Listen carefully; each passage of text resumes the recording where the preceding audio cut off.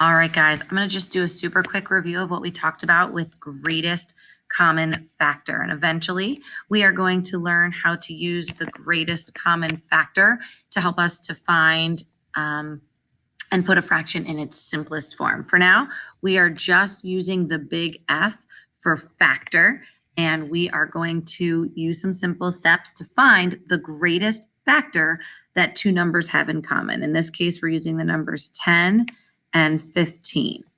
And to do this, all we need to do is take the smaller number. In this case, it's 10, and we're going to list the factors of 10. So obviously, we have the Captain Obvious bookends, 1 and 10. We also know that 2 times 5 is 10. There's nothing times 3 and nothing times 4, so that's it. At this point, we're going to start at the greatest factor, which is over here on the right, which is 10. And we are going to see if 10 also works for 15. There's nothing times 10 that makes 15, so 10 is not a common factor.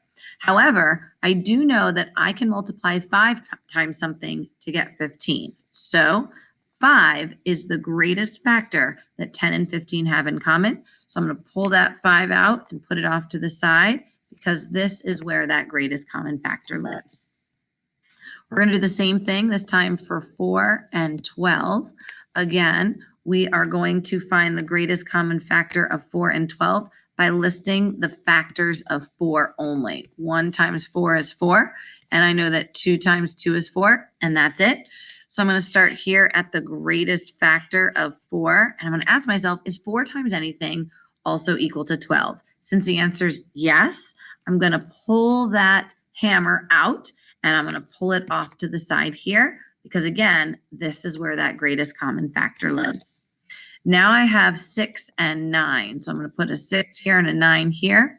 Above the F, I am just going to put a 1 and a 6 are my first two factors. I know that 2 times 3 is also 6, and that's going to be it.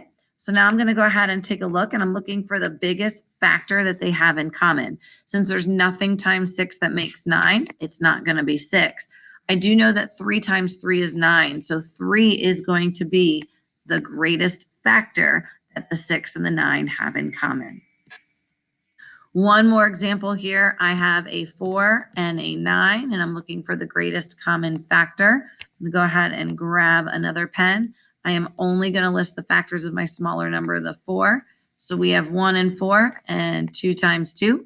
So I'm going to take a look, and there's nothing times 4 that makes 9, so that's not going to be it.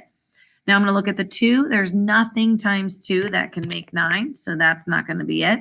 And 1 is going to be my greatest common factor. So I'm going to pull that off right to the side. Okay, that's it for the review video. I meant to make it quick and easy just to keep it fresh. And hopefully tomorrow it'll be so fresh that we'll be able to start using that greatest common factor to put our fractions in simplest form. See you tomorrow. I don't know how to stop my video, so we're going to do that.